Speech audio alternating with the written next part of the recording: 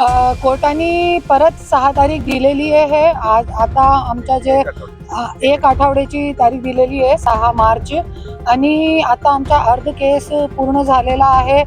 आणि जसे की आज धनंजय मुंडे जे आहे ते परत मंत्री होण्याचे स्वप्न बघतोय, पण इथे जे आहे औरंगाबाद हायकोर्टामध्ये त्यांची आमदारकी 100% जाणार आहे जसं मी दावा करत आहे. आणि आमच्या जे पिटिशन आहे पुढचे जे येणारी तारीख आहे त्या तारीखपासून आमच्या जे आहे ते आमचे जे खरी सुनावणी सुरू होणार आहे आणि आमचे पुरावे सकट आम्हाला सादर करण्यासाठी जज साहेबांनी सांगितलेलं आहे. आम्ही याचिका टाकली होती, त्याच्यामध्ये जे मतलब रद्द झालेली आहे, तिथे निकाल आमचे अर्ज फेटाळण्यात आलेला आहे. त्याची पण आम्ही अंबेजोगाई कोर्टामध्ये परत आम्ही ते अपील दाखल केलेली आहे. त्याच्यामध्ये पण धनंजय मुंडेला नोटीस बजावण्यात आलेली आहे.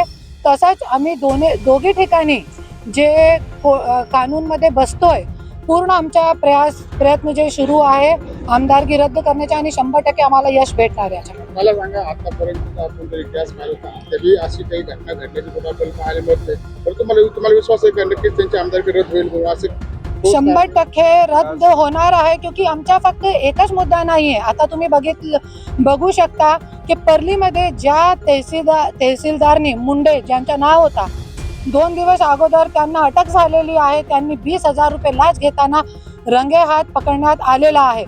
जरी एक 20,000 रुपयेसाठी जरी एक तहसीलदार जेलमध्ये जाऊ शकतो, तो ज्या वेळे माझा पर्चा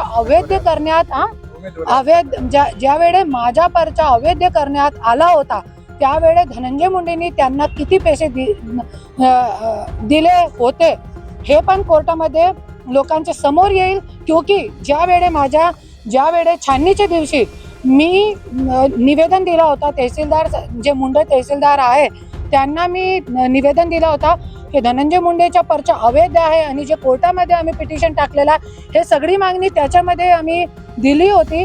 तरी पण त्यांनी कॅमेऱ्यावरती सांगितलेलं पण आहे त्यांनी की धनंजय मुंडेचा पर्चा अवैध करण्यात आलेला आहे.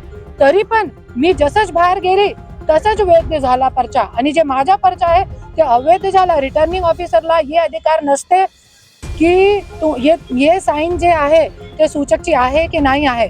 तरी पण माझा पर्चा फक्त या गोष्टीवरती की सूचकची साईन नाही आहे, ते अधिकार जे आहे साईन आहे की नाही आहे, खोटी आहे खरी आहे हे तपासण्याचा अधिकार आणि हे खरी खोटी करण्याचा अधिकार जे आहे ते रिटर्निंग ऑफिसरच्या नसते.